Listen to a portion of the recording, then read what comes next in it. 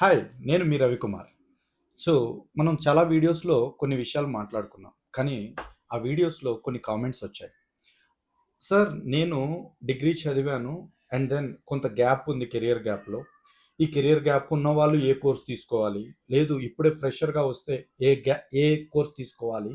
అని ఒక చిన్న కన్‌ఫ్యూజన్‌లో ఉండిపోతున్నాం సార్. సో, మీరు ఏదన్నా సజెషన్ ఇవ్వగలరా? అని అడిగారు. సో, నేనేం చెప్తాను అంటే, మీరు ఒకవేళ ఫ్రెషర్ అంటే ఇప్పుడే డిగ్రీ అయిపోయి లేదా బీటెక్ అయిపోయి ఇప్పుడే వస్తున్నారు అంటే, మీకైతే చాయిస్ ఉండదండి. నాకు తెలిసి మీరు ఒక లాంగ్వేజ్‌ని నేర్చుకోవాలి. అది డాట్ నెట్ గాని, పైథాన్ గాని, లేదా జావా గాని, లేదా సి ప్లస్ దీని మీద కాన్సంట్రేట్ చేయాలి. దీనితో పాటు మీరు ఇంకా వేరే కాన్సంట్రేషన్ ఏం చేయాలంటే, కమ్యూనికేషన్ మీద కాన్సంట్రేట్ చేయాలి.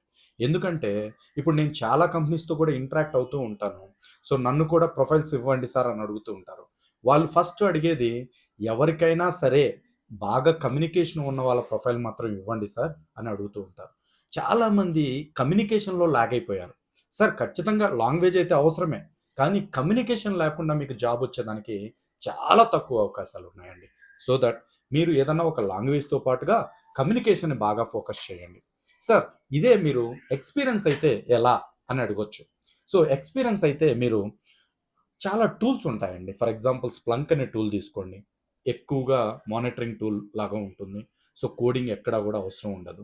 మీరెప్పుడూ గూడా ఎక్స్‌పీరియన్స్ క్యాండిడేట్ కింద, కెరియర్ గ్యాప్ స్టూడెంట్స్ కింద ఎప్పుడూ గూడా నాన్ కోడింగ్ లాంటి టూల్స్ మీద కాన్సంట్రేట్ చేయాలి. ఫర్ ఎగ్జాంపుల్ స్ప్లంక్ అనే టూల్, వెబ్ మెథడ్స్, లేదు మ్యూల్సాఫ్ట్, లేదు ట్యాబ్‌లు, లేదు పవర్ బిఐ, లేదు సైబర్ సెక్యూరిటీ, లేదా సమ్ టెస్టింగ్ లాంటి టూల్స్‌ని మీరు ఎక్కువగా కాన్సంట్రేట్ చేయాల్సి వస్తుంది.